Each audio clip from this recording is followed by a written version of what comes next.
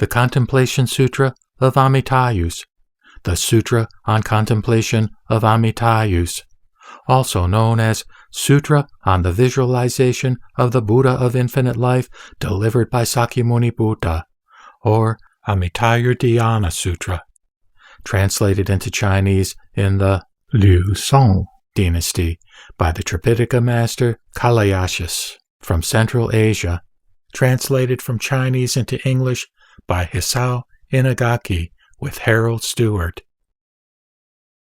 The unsurpassed, profound, and wonderful Dharma is difficult to encounter in hundreds of millions of eons. I now see and hear it, receive and uphold it, and I vow to fathom the Tathagata's true meaning. Thus have I heard. At one time, the Buddha was staying on Vulture Peak in Rajagriha with a great assembly of 1,250 monks. He was also accompanied by 32,000 bodhisattvas, led by Manjushri, the Dharma prince. At that time, in the great city of Rajagriha, there was a prince named Ajatashatru. Instigated by his wicked friend Devadatta, he seized his father, King Bimbisara, confined him in a room with walls 7 deep, and forbade all the court officials to visit the king. Vaidehi, the king's consort, was devoted to him. After having bathed and cleansed herself, she spread over her body ghee and honey mixed to a paste with wheat flour, filled her ornaments with grape juice, and secretly offered this food and drink to the king. He ate the flour paste, drank the juice, and then asked for water. Having rinsed his mouth, he joined his palms in reverence, and, facing Vulture Peak, worshipped the world-honored one from afar, and said, "Mahamalgayayana is my close friend. I beseech you to have pity on me and send him here to give me the 8 precepts."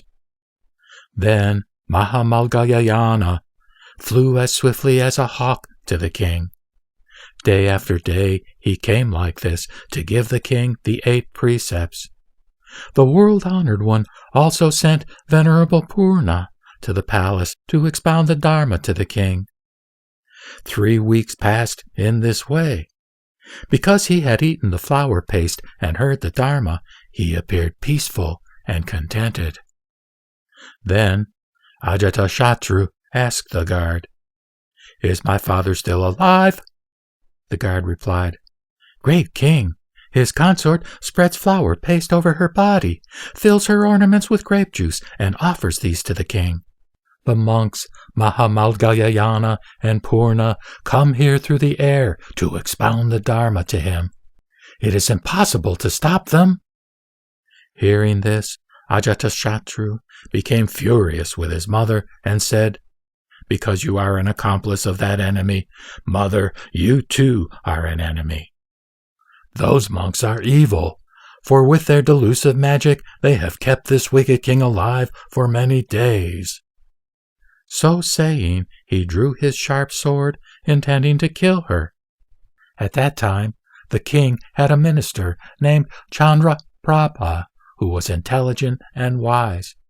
Together with Jivaka, he made obeisances to the king and said, "Great king, according to a certain Vedic scripture, since the beginning of this cosmic period, there have been 18,000 wicked kings who have killed their fathers out of their desire to usurp the throne. But we have never heard of anyone who has committed the outrage of killing his mother.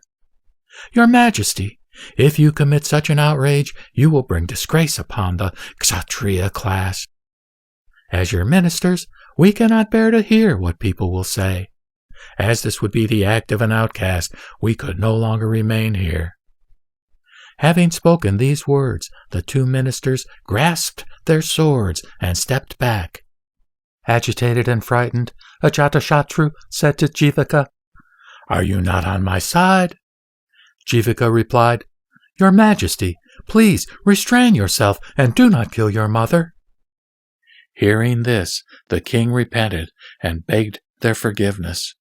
Having thrown away his sword, he stopped short of killing his mother, and instead ordered the court officials to lock her up in an inner chamber and not allow her to leave. Vaidehi, thus confined, grew emaciated with grief and despair. Facing Vulture Peak, she worshipped the Buddha from afar and said, "O Tathagata, world-honored one, you used to send Ananda to comfort me.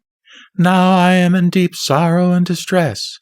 Since there is no way of my coming to look upon your august countenance, world-honored one, I pray you send Venerable Mahamalgayayana and Venerable Ananda here to see me." When she had said these words, tears of sorrow streamed down her cheeks like rain. Then she bowed toward the Buddha in the distance. Even before she raised her head, the world-honored one, who was then staying on Vulture Peak, knew Vaidehi's thoughts and immediately ordered Mahamalgayayana and Ananda to go to her through the air. He himself disappeared from the mountain and reappeared in the inner chamber of the royal palace. After worshipping him, Vaidehi raised her head and saw Sakyamuni Buddha, the world-honored one. He was the color of purple gold and was seated upon a lotus flower of 100 jewels. He was attended by Mahamalgayayana on his left and Ananda on his right. Sakra, Brahma, the guardian gods of the world, and other devas were in the air about him. Scattering heavenly blossoms like rain, they paid homage to the Buddha. When she saw the world-honored one, Vaidehi tore off her ornaments and prostrated herself on the ground. Weeping bitterly, she said to the Buddha, "O world-honored one, what bad karma did I commit in former lives that I have given birth to such an evil son? I wonder, world-honored one, what karmic relations could have made you a relative of Devadatta? I beseech you, world-honored one, to reveal to me a land of no sorrow and no affliction where I can be reborn. I do not wish to live in this defiled and evil world of Jambudvipa, where there are hells, realms of hungry ghosts, animals, and many vile beings. I wish that in the future I shall not hear evil words or see wicked people. World-honored one, I now kneel down to repent and beg you to take pity on me. I entreat you, O sun-like Buddha, to teach me how to visualize a land of pure karmic perfection." Then the world-honored one set forth from between his eyebrows a flood of light that was the color of gold and illuminated the innumerable worlds in the 10 directions. Returning to the Buddha, the light settled on his head and transformed itself into a golden platform resembling Mount Sumeru. On the platform appeared the pure and resplendent lands of all the Buddhas in the 10 directions. Some of these lands were made of the 7 kinds of jewels, some solely of lotus flowers. Some resembled the palace in the heaven of free enjoyment of manifestations by others, while some were like a crystal mirror in which all the lands in the 10 directions were reflected. Innumerable Buddha lands like these, glorious and beautiful, were displayed to her. Vaidehi then said to the Buddha, "O world-honored one, these Buddha lands are pure and free of defilement, and all of them are resplendent. But I wish to be born in the land of utmost bliss of Amitayus. I beseech you, world-honored one, to teach me how to contemplate that land and attain samadhi." The world-honored one smiled, and from his mouth came 5 colored rays of light, each shining on King Bimbisara's head. Although the old king was confined, with his unhindered mind's eye he saw the world-honored one in the distance. He knelt down in homage to the Buddha and effortlessly made spiritual progress until he reached the stage of non-returner. Then the world-honored one said to Vaidehi, "Do you know that Amitayus is not far away? Fix your thoughts upon and contemplate that Buddha land. Then you will accomplish the pure acts. I shall describe it to you in detail with various illustrations, so that all ordinary people in the future who wish to practice pure karma may also be born in that Western land of utmost bliss. Whoever wishes to be born there should practice the 3 acts. First, caring for one's parents, attending to one's teachers and elders, compassionately refraining from killing, and doing the 10 good deeds. Second, taking the 3 refuges, keeping the various precepts, and refraining from breaking the rules of conduct. And third, awakening aspiration for enlightenment or bodhicitta, believing deeply in the law of causality, chanting the Mahayana Sutras, and encouraging people to follow their teachings. These 3 are called pure karma. The Buddha further said to Vaidehi, "Do you know that these 3 acts are the pure karma practiced by all the Buddhas of the past, present, and future as the right cause of enlightenment?" The Buddha said to Ananda and Vaidehi, listen carefully and ponder deeply. I, the Tathagata, shall discourse on pure karma for the sake of all sentient beings of the future who are afflicted by the enemy, evil passions. It is very good, Vaidehi, that you have willingly asked me about this. Ananda, you must receive and keep the Buddha's words and widely proclaim them to the multitude of beings.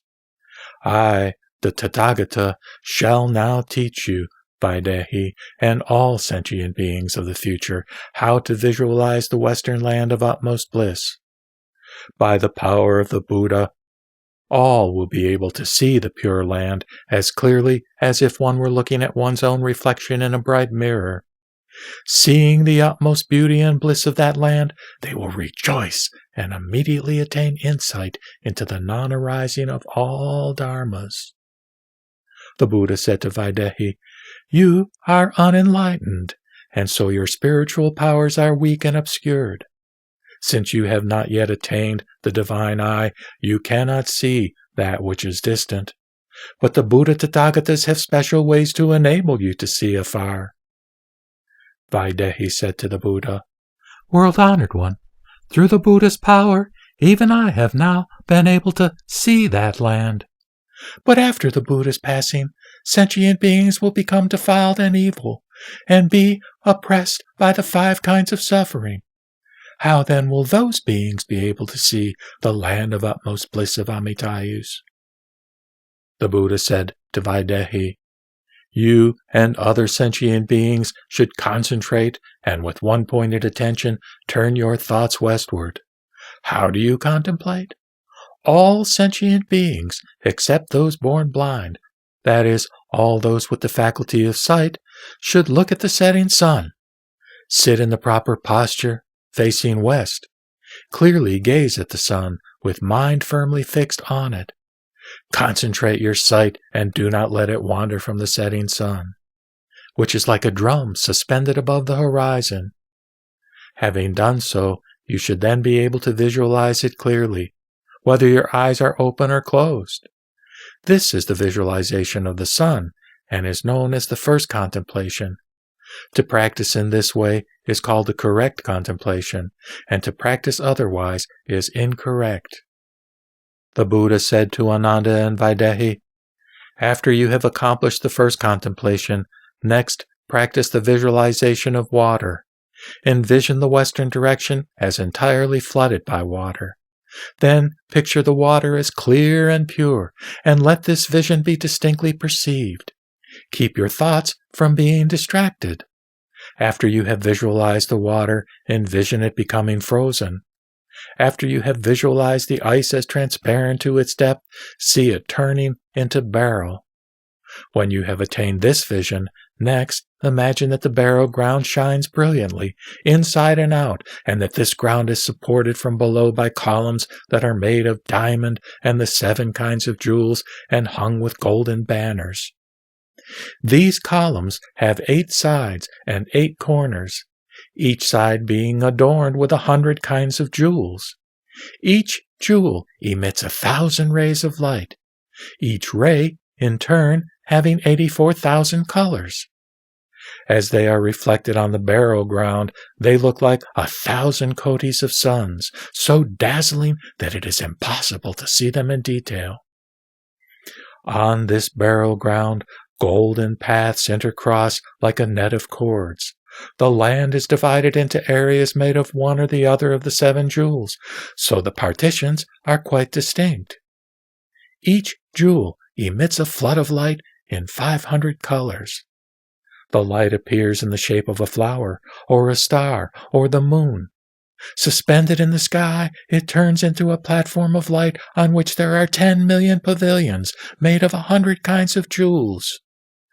Both sides of this platform are adorned with 100 kotis of flowered banners and innumerable musical instruments. As 8 pure breezes arise from the light and play the musical instruments, they proclaim the truths of suffering, emptiness, impermanence, and no self. This is the visualization of the water and is known as the second contemplation. When you have attained this contemplation, visualize each object quite clearly without losing the image, whether your eyes are closed or open. Except when sleeping, always keep it in mind. To practice in this way is called the correct contemplation, and to practice otherwise is incorrect.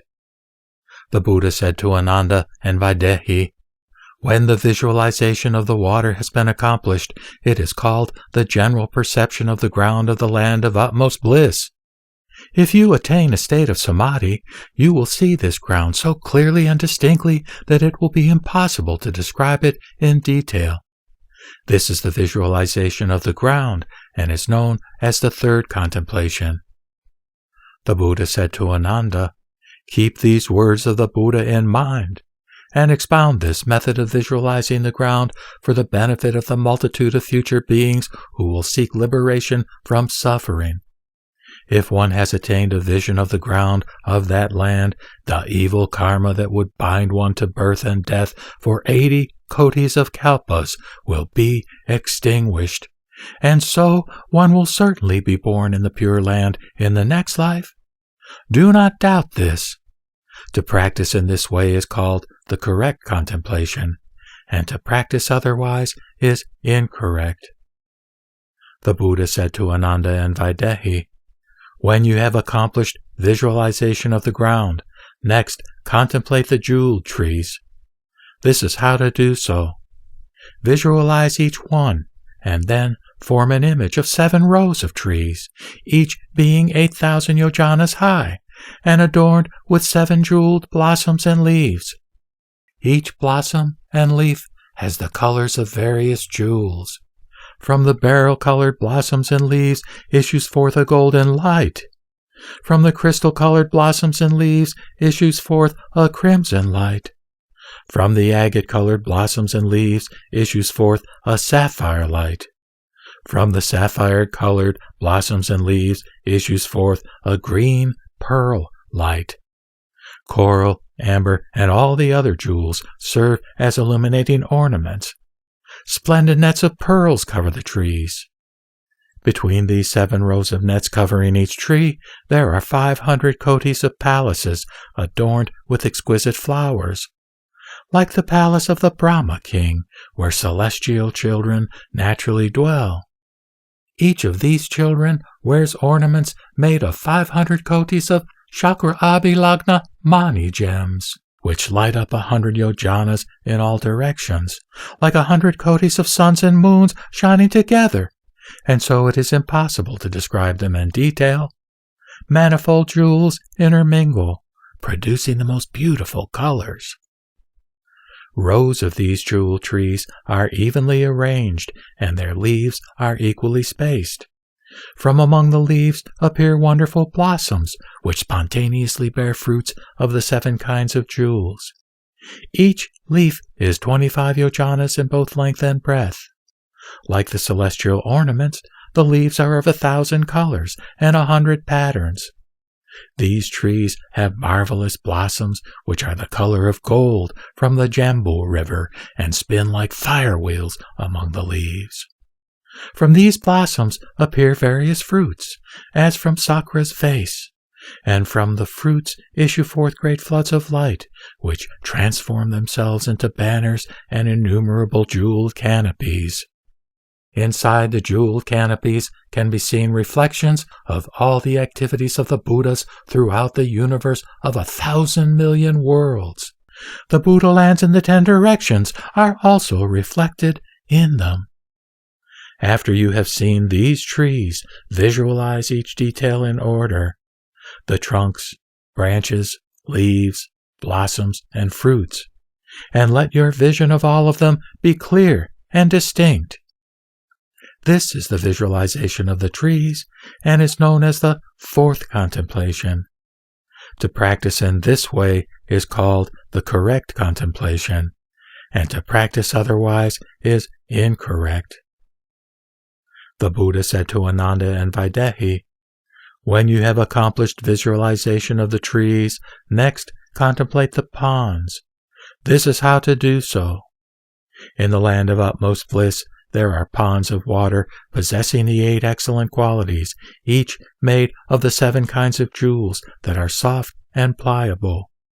The water, springing from a wish-fulfilling king, Mani gem, forms 14 streams. Each stream is the color of the 7 kinds of jewels. Its banks are made of gold, and its bed is strewn with diamond sand of many colors. In each stream there are 60 kotis of lotus flowers of the 7 kinds of jewels, which are round and symmetrical, measuring 12 yojanas in diameter. The water from the Mani gem flows among the flowers and meanders between the trees. As it ripples, it produces exquisite sounds, which proclaim the truths of suffering, emptiness, impermanence, and no self, and of the paramitas. Its sound also praises the physical characteristics and marks of the Buddhas. The wish-fulfilling king Mani gem emits a splendid golden light, which transforms itself into birds with the colors of 100 jewels. Their songs are melodious and elegant, constantly praising the virtue of mindfulness of Buddha, Dharma, and Sangha. This is the visualization of the water possessing the 8 excellent qualities, and is known as the 5th contemplation. To practice in this way is called the correct contemplation, and to practice otherwise is incorrect. The Buddha said to Ananda and Vaidehi, "In each region of this jeweled land there are 500 kotis of jeweled pavilions in which innumerable devas play heavenly music. There are also musical instruments suspended in the sky, which, like those on the heavenly jewel banners, spontaneously produce tones even without a player. Each tone proclaims the virtue of mindfulness of Buddha, Dharma, and Sangha. When this contemplation has been accomplished, it is known as the general perception of the jewel trees, jewel ground, and jewel ponds of the land of utmost bliss. This is a composite visualization and is called the 6th contemplation. Those who have perceived these objects will be rid of extremely heavy evil karma, which they have committed during innumerable kalpas, and will certainly, after death, be born in that land. To practice in this way is called the correct contemplation, and to practice otherwise is incorrect. The Buddha said to Ananda and Vaidehi, listen carefully, and ponder deeply. I will expound for you the method of removing suffering. Bear my words in mind and explain them to the multitude of beings." When these words were spoken, Amitayus appeared in the air above, attended on his left and right by the 2 Mahasattvas, Avalokitesvara and Mahasthamapramta. So brilliant was their radiance that it was impossible to see them in detail. They could not be compared even with 100,000 nuggets of gold from the Jambu River. After she had this vision of Amitayus, Vaidehi knelt down in worship at Sakyamuni's feet and said to him, "World-honored one, Through your power, I have been able to see Amitayus and the two bodhisattvas. But how can sentient beings of the future see them? The Buddha said to Vaidehi, those who wish to see that Buddha should form an image of a lotus flower on the seven-jeweled ground. They visualize each petal of this flower as having the colors of 100 kinds of jewels and 84,000 veins like a celestial painting, with 84,000 rays of light issuing forth from each vein. They should visualize all of these clearly and distinctly. Its smaller petals are 250 yojanas in both length and breadth. This lotus flower has 84,000 large petals. Between the petals there are 100 kotis of king mani gems as illuminating adornments. Each mani gem emits 1,000 rays of light, which, like canopies made of the 7 kinds of jewels, cover the entire earth. The dais is made of Chakra Abhilagna mani gems and is decorated with 80,000 diamonds, Kimshuka gems, Brahmamani gems, and also with exquisite pearl nets. On the dais, 4 columns with jeweled banners spontaneously arise, each appearing to be as large as 1,000 million kotis of Mount Sumerus. On the columns rests a jeweled canopy similar to that in the palace of the Yama heaven. It is also adorned with 500 kotis of excellent gems, each emitting 84,000 rays, shining in 84,000 different tints of golden color. Each golden light suffuses this jeweled land and transforms itself everywhere into various forms, such as diamond platforms, nets of pearls, and nebulous clusters of flowers. In all the 10 directions, it transforms itself into anything according to one's wishes and performs the activities of the Buddha. This is the visualization of the lotus throne and is known as the 7th contemplation. The Buddha further said to Ananda, this majestic lotus flower was originally produced by the power of Dharmakara Bhikshu's original vow.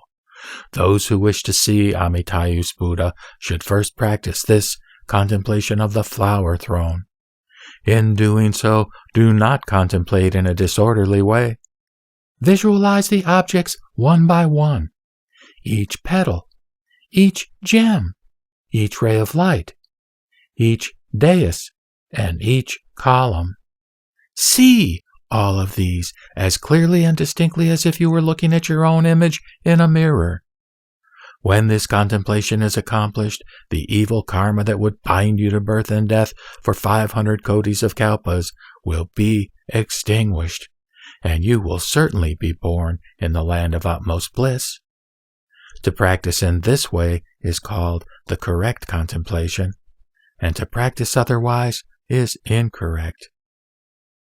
The Buddha said to Ananda and Vaidehi, after you have seen this, next visualize the Buddha. Why the Buddha? Because Buddha Tathagatas have cosmic bodies, and so enter into the meditating mind of each sentient being. For this reason, when you contemplate a Buddha, your mind itself takes the form of his 32 physical characteristics and 80 secondary marks. Your mind produces the Buddha's image and is itself the Buddha. The ocean of perfectly and universally enlightened Buddhas thus arises in the meditating mind. For this reason, you should single-mindedly concentrate and deeply contemplate the Buddha Tathagata, Arhat, and perfectly enlightened one. When you visualize the Buddha, you should first form his image. Whether your eyes are open or closed, perceive a jeweled image of him, who is the color of gold from the Jambu River, sitting on that flower throne. When you have thus perceived a seated image of the Buddha, your mind's eye will open, and you will clearly and distinctly see the 7 jeweled glorious objects of the land of utmost bliss, including the 7 jeweled crown, the jeweled ponds, the rows of jeweled trees covered with heavenly jeweled curtains, and jeweled nets spreading over the sky. Perceive these as clearly and distinctly as if you were seeing an object in the palm of your hand.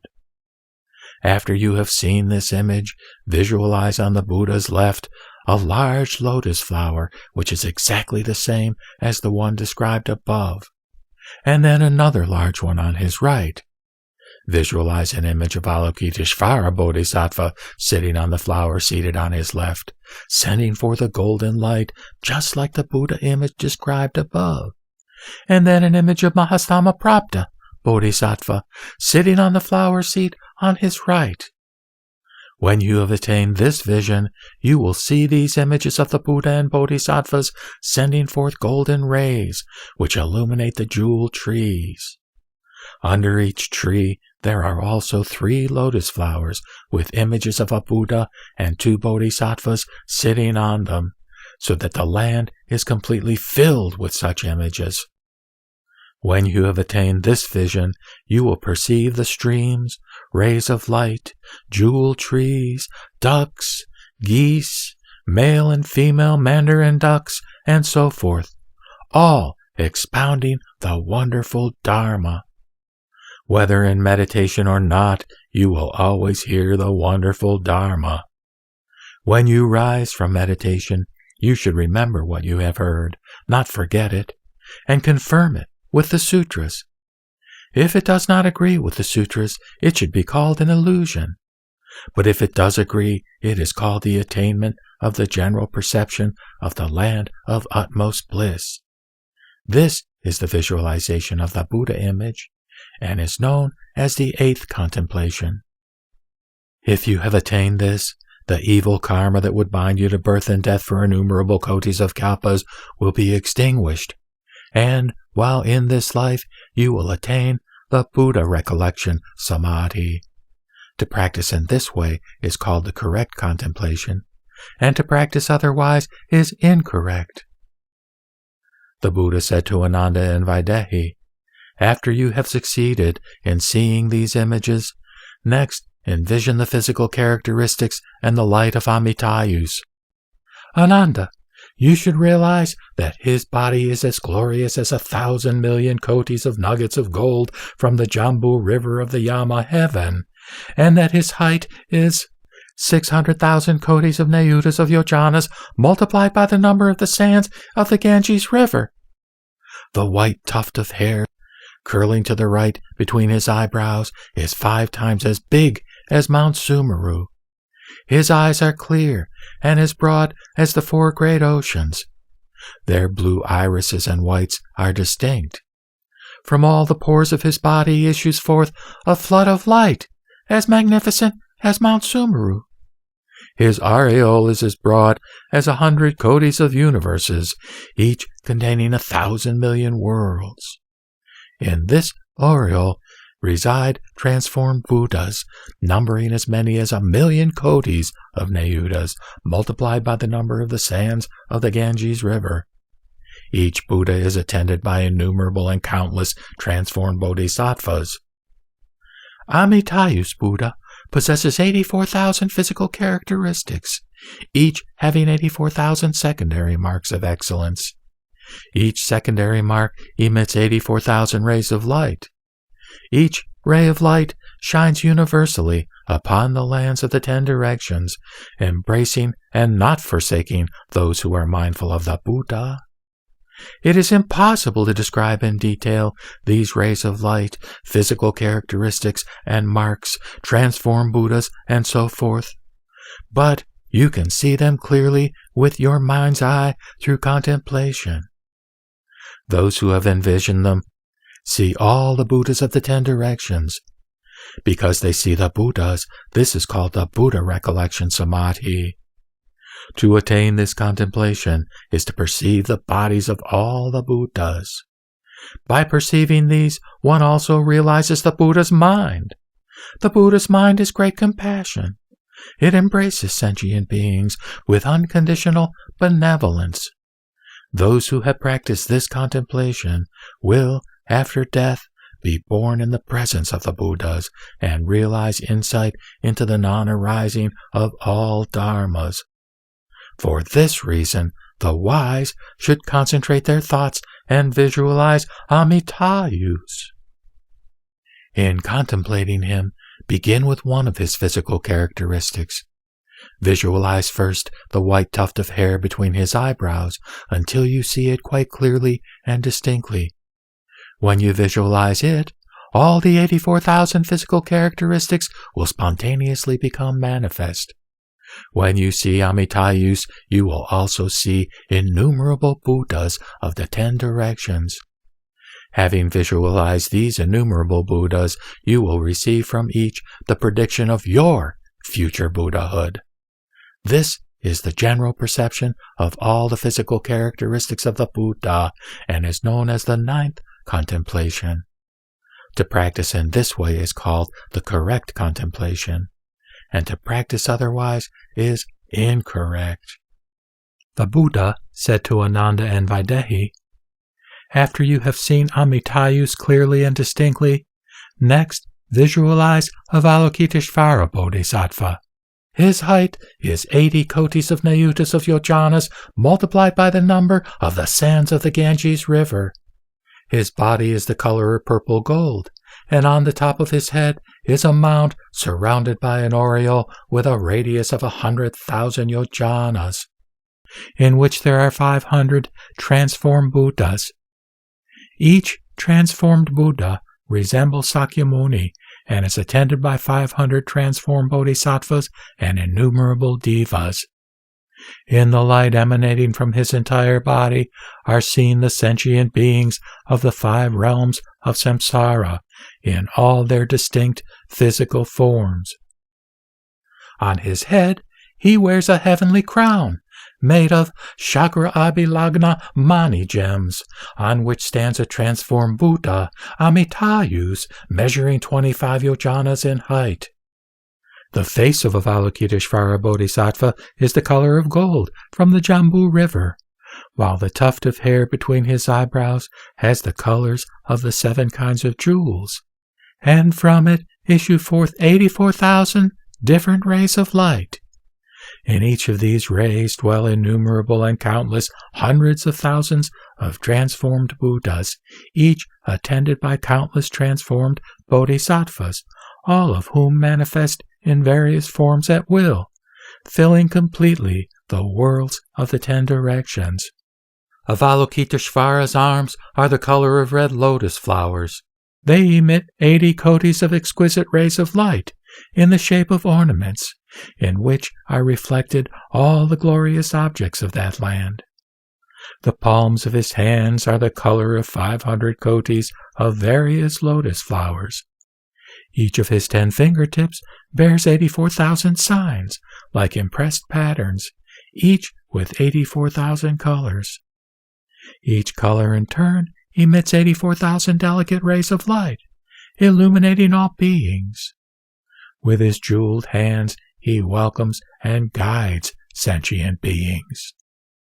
When he lifts one of his feet, the mark of a 1,000-spoked wheel on its sole spontaneously changes into a pedestal, which emits 500 kotis of light rays. When he puts his foot down, flowers made of diamond and mani gems scatter, covering everywhere.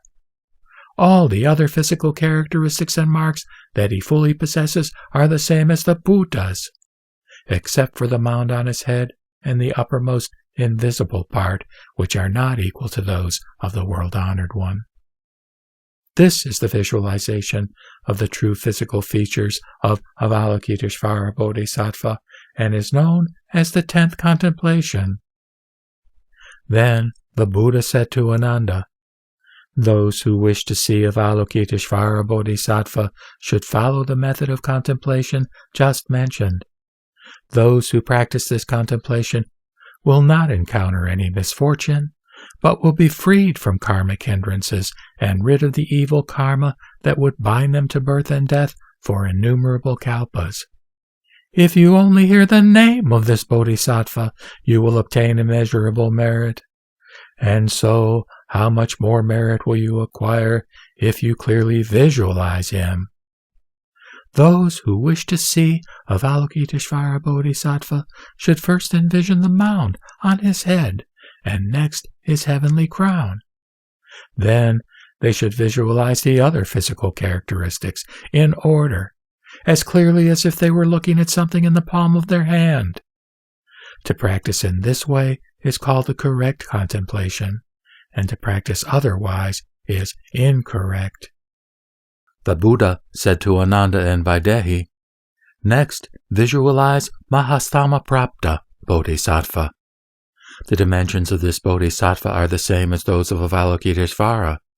His aureole, 225 yojanas in diameter, shines to a distance of 250 yojanas.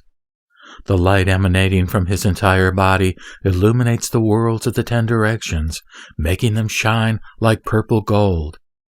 This light can be seen by anyone who has a close karmic relationship with him.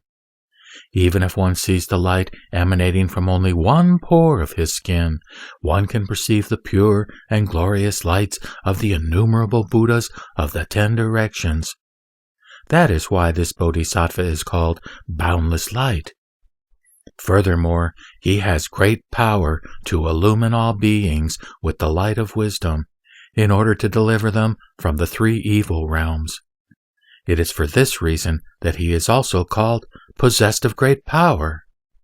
The heavenly crown of this Bodhisattva is adorned with 500 jeweled lotus flowers, each having 500 jeweled pedestals.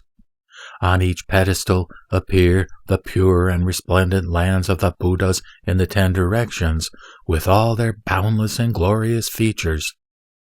The mound on his head, shaped like a lotus bud, has a jeweled vase in front. This is suffused with various lights, which reveal all the activities of the Buddha. The rest of the characteristics of his body are exactly the same as Avalokiteshvara's.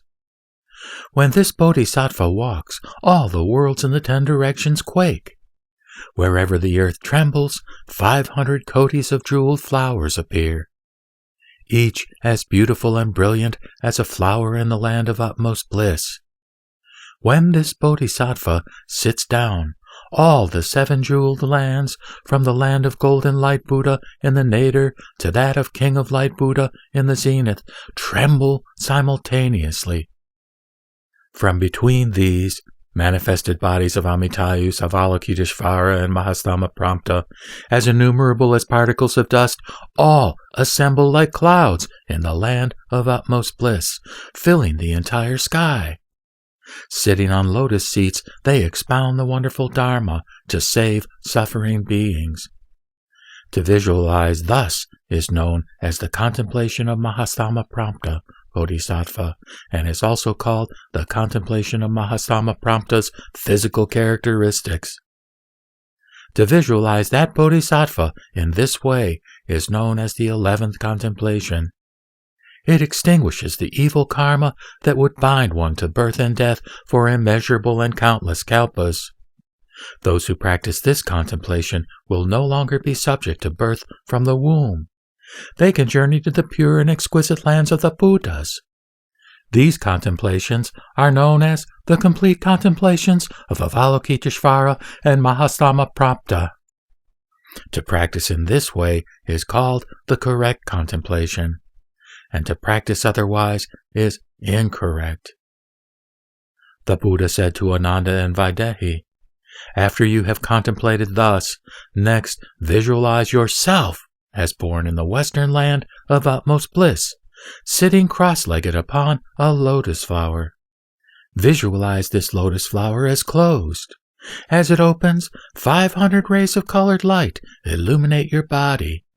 Then your eyes open, and you see Buddhas and Bodhisattvas filling the sky, and hear the sounds of the water, birds, and trees, and the voices of the Buddhas all expounding the wonderful Dharma in accord with the 12 divisions of the scriptures.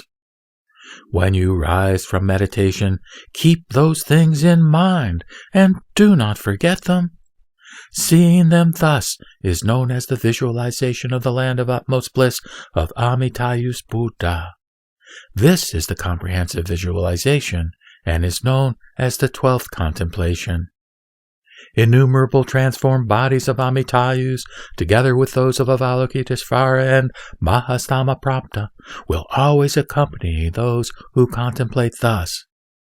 To practice in this way is called the correct contemplation, and to practice otherwise is incorrect.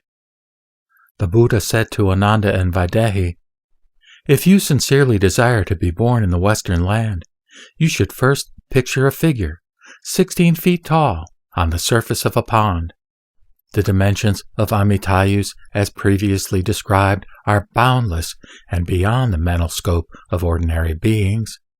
But by the power of the original vows of that Tathagata, those who contemplate him will certainly succeed. You can acquire immeasurable merit simply by visualizing an image of that Buddha. And so, how much more merit will you acquire by visualizing his complete physical characteristics? Amitayus, exercising supernatural powers at will, can freely manifest his various forms in the lands of the 10 directions. At times, he may appear as a large figure, filling the whole sky. At other times, as a smaller figure, only 16 or 8 feet high. The figures that he manifests are all of the color of pure gold. The transformed Buddhas and jeweled lotus flowers in the aureole of each manifested form are like those described above. Avalokiteshvara Bodhisattva and Mahastama-prapta Bodhisattva have a similar appearance wherever they are. Sentient beings can only tell one from the other by looking at the emblems on their heads. These 2 bodhisattvas assist Amitayus in saving all beings everywhere. This is the miscellaneous visualization and is known as the 13th contemplation. To practice in this way is called the correct contemplation, and to practice otherwise is incorrect. The Buddha said to Ananda and Vaidehi, "Those born in the Western land are of 9 grades. Those who attain birth on the highest level of the highest grade are sentient beings who resolve to be born in that land, awaken to the 3 kinds of faith, and so are born there. What are the 3 kinds of faith? They are, first, sincere faith, second, deep faith, and third, the faith that seeks birth there by transferring one's merit. Those who have these 3 kinds of faith will certainly be born there. There are 3 other kinds of sentient beings who also attain birth. Who are the 3 other kinds of sentient beings? They are, first, those who have a compassionate heart, abstain from killing, and observe the precepts. Second, those who chant the Mahayana Sutras of greater scope. And third, those who practice the 6 forms of mindfulness. They aspire to be born in that Buddha land by transferring there the merit of practice. With the merit acquired from doing these acts for 1 to 7 days, they attain birth. When an aspirant is about to be born in that land, through dedicated and undaunted practices, Amitayus Tathagata arrives together with Avalokiteshvara, Mahastama-prapta, innumerable transformed Buddhas, a great assembly of 100,000 monks and Shravakas, and innumerable devas in 7 jeweled palaces.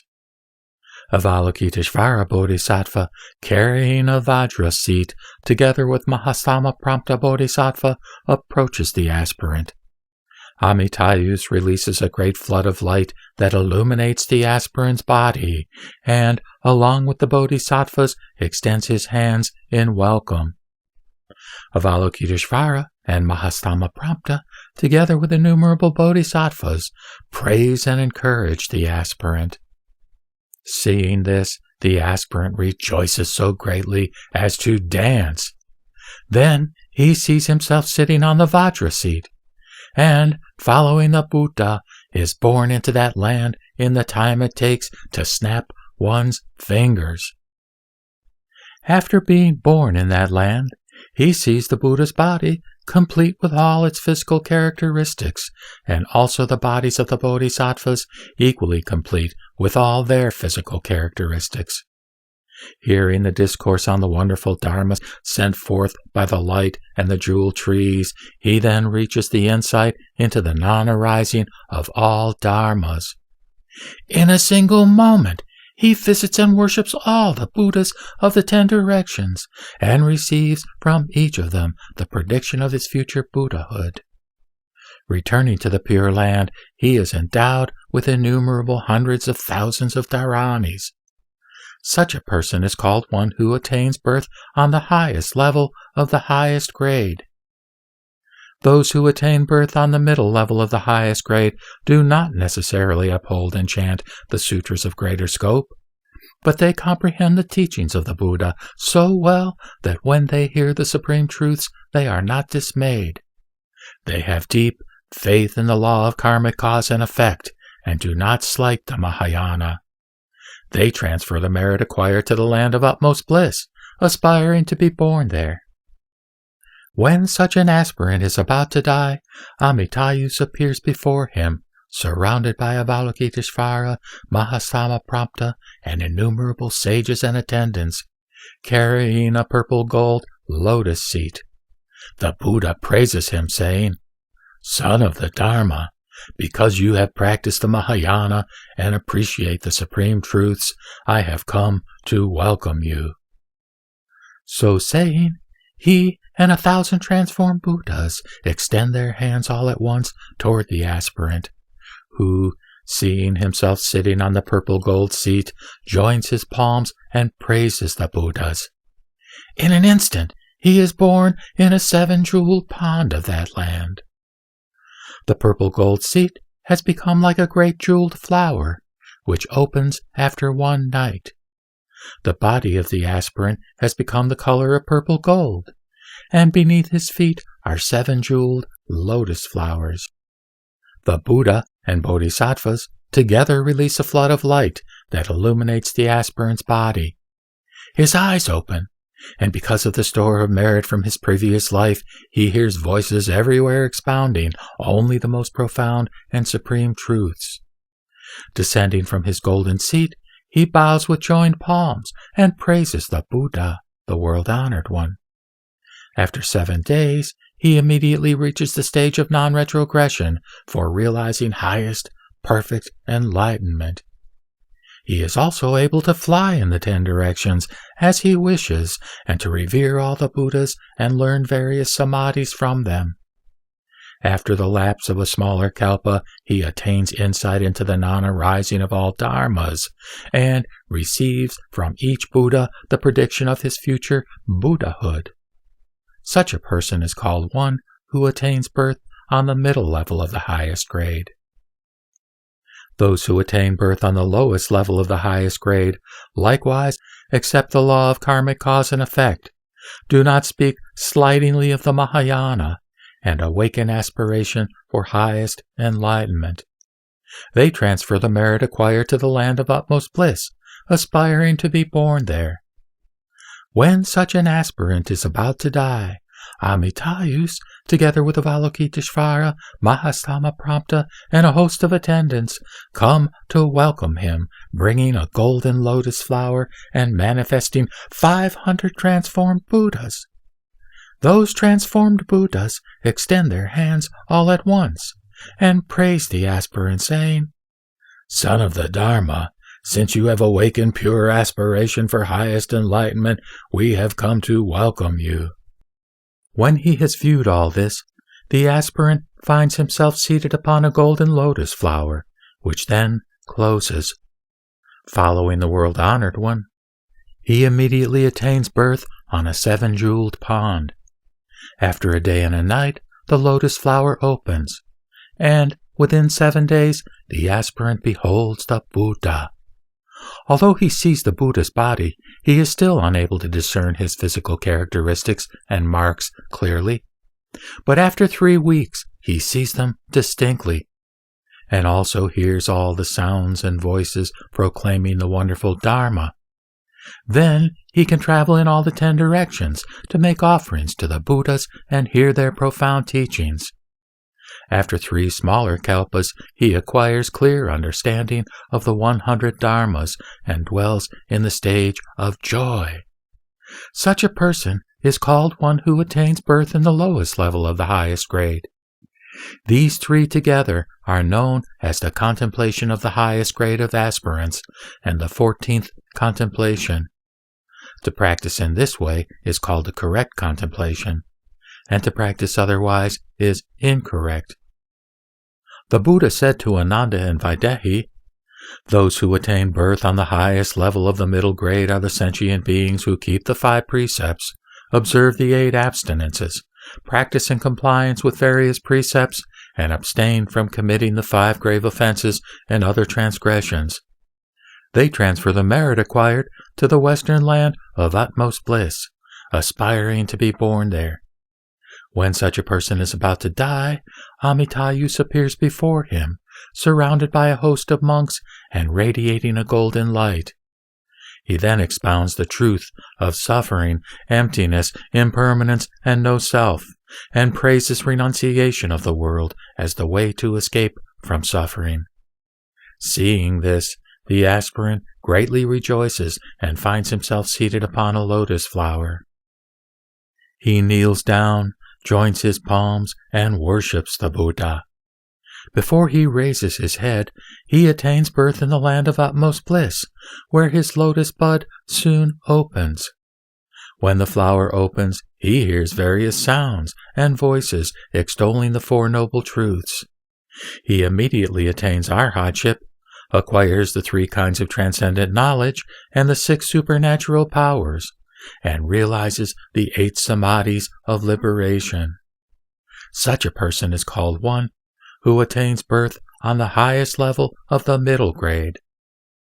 Those who attain birth on the middle level of the middle grade are the sentient beings who observe, for at least a day and a night, the 8 abstinences, the precepts for a novice, or the complete precepts of a monk or a nun, and do not violate any of the rules of conduct. They transfer the merit acquired to the land of utmost bliss, aspiring to be born there.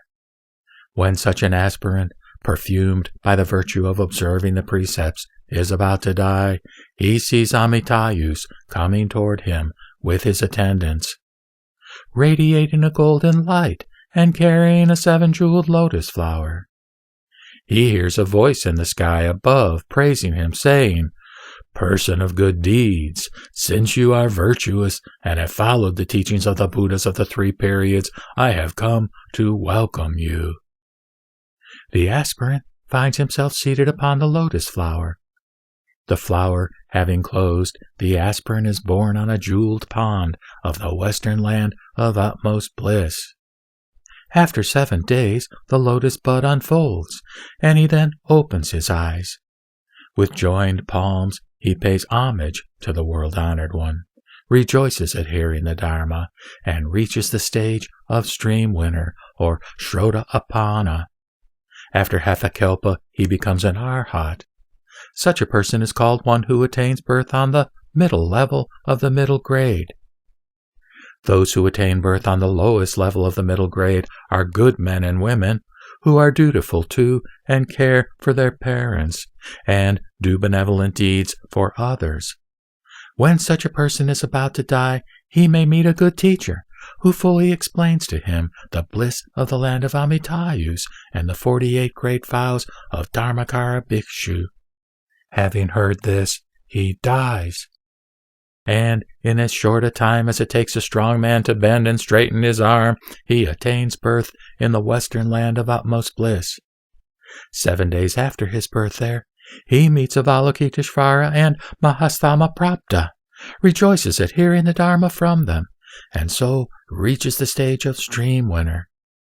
After 1 smaller kalpa, he becomes an arhat. Such a person is called one who attains birth on the lowest level of the middle grade. These 3 together are known as the contemplation of the middle grade of aspirants and the 15th contemplation. To practice in this way is called the correct contemplation, and to practice otherwise is incorrect. The Buddha said to Ananda and Vaidehi, Those who attain birth on the highest level of the lowest grade are the sentient beings who commit various evil acts but do not slander the Mahayana Sutras of greater scope. When a foolish person such as this, who has committed much evil but feels no remorse, is about to die, he may meet a good teacher, who praises the titles of the 12 divisions of the Mahayana scriptures. By hearing these sutra titles, he is released from the burden of evil karma that would bind him to birth and death for 1,000 kalpas. Furthermore, this wise teacher advises him to join his palms and call, "Homage to Amitayus Buddha! Namo Amituofo!" Calling the name of the Buddha extinguishes the evil karma that would bind the dying person to birth and death for 50 kotis of kalpas. The Buddha then sends his transformed body and those of Avalokiteshvara and Mahastamaprapta to the aspirant. They praise him, saying, "Well done, person of good deeds. By calling the name of the Buddha, your evil karma has been extinguished, and so we have come to welcome you." When these words are uttered, the aspirant sees a flood of light from that transformed Buddha fill his room. Having seen this, he rejoices and dies. Seated on a jeweled lotus flower, he follows the transformed Buddha and is born on a jeweled pond. In 7 weeks, the lotus bud opens, and the Bodhisattva of great compassion, Avalokiteshvara, and Mahastamaprapta Bodhisattva appear before him, releasing great floods of light, and explain to him the extremely profound teachings of the 12 divisions of the scriptures. Having heard these, the aspirant accepts them in faith and awakens aspiration for highest enlightenment. After 10 smaller kalpas, he acquires clear understanding of the 100 dharmas and enters the first stage of a bodhisattva. Such a person is called one who attains birth on the highest level of the lowest grade. Thus he is born by hearing the name of Buddha, Dharma, and Sangha, that is, the 3 treasures. The Buddha said to Ananda and Vaidehi, "Those who attain birth on the middle level of the lowest grade are the sentient beings who violate the 5 precepts, the 8 precepts, or the complete precepts of a monk or a nun. A foolish person such as this steals from the Sangha, or takes the personal belongings of monks, or preaches the Dharma with impure motives, but feels no remorse. Thus, he defiles himself by evil karma, and because of this he is liable to fall into hell. When he is about to die, and the flames of hell suddenly close in on him, he may meet a good teacher, who compassionately explains to him the 10 supernal powers of Amitayus, fully describing the majestic power of the light of that Buddha and his virtues in the observance of the precepts, meditation, wisdom, liberation, and knowledge of liberation. When he has heard this, the evil karma that would bind him to birth and death for 80 kotis of kalpas are extinguished. Thus the fierce flames of hell turn into cool and refreshing breezes, wafting heavenly flowers. On each flower is a transformed Buddha, accompanied by bodhisattvas welcoming him. In an instant, he attains birth within a lotus bud on a 7-jeweled pond. After 6 kalpas, the lotus bud opens, and then Avalokiteshvara and Mahastamaprapta comfort him with their noble voices and teach him profound Mahayana sutras. Upon hearing these, he immediately awakens aspiration for highest enlightenment. Such a person is called one who attains birth on the middle level of the lowest grade. The Buddha said to Ananda and Vaidehi, "Those who attain birth on the lowest level of the lowest grade are the sentient beings who commit such evils as the 5 grave offenses, the 10 evil acts, and all kinds of immorality. Owing to such evil karma, a fool like this will fall into evil realms and suffer endless agony for many kalpas. When he is about to die, he may meet a good teacher, who consoles him in various ways, teaching him the wonderful Dharma and urging him to be mindful of the Buddha. But he is too tormented by pain to do so. The good teacher then advises him, "If you cannot concentrate on the Buddha, then you should say instead, 'Homage to Amitayus Buddha.' In this way, he sincerely and continuously says, 'Homage to Amitayus Buddha,' or 'Namo Amituofo,' 10 times. Because he calls the Buddha's name, with each repetition the evil karma that would bind him to birth and death for 80 kotis of kalpas is extinguished. When he comes to die, he sees before him a golden lotus flower like the disk of the sun, and in an instant he is born within the lotus bud in the land of utmost bliss. After 12 great kalpas, the lotus bud opens. When the flower opens, Avalokiteshvara and Mahastama Prompta teach him with voices of great compassion the method of extinguishing evil karma through the realization of the suchness of all dharmas. Hearing this, he rejoices and immediately awakens aspiration for enlightenment. Such a person is called one who attains birth on the lowest level of the lowest grade. These 3 together are known as the contemplation of the lowest grade of aspirants and the 16th contemplation. As the Buddha delivered these words, Vaidehi and her 500 female attendants listened to his teaching. Having envisioned the boundless features of the land of utmost bliss of Amitayus Buddha and of the 2 bodhisattvas, Vaidehi rejoiced in her heart. Wonderstruck at this revelation, she attained great awakening with clarity of mind and insight into the non-arising of all dharmas. Her 500 female attendants awakened aspiration for highest, perfect enlightenment and desired to be born in that land. The world-honored one gave them all assurances that they would be born there, and that they would then gain the samadhi of being in the presence of all the Buddhas. Innumerable devas also awakened aspiration for highest enlightenment. Then Ananda rose from his seat, stepped forward, and said to the Buddha, "World-honored one, what should we call this sutra, and how should we receive and retain the essentials of its teaching?"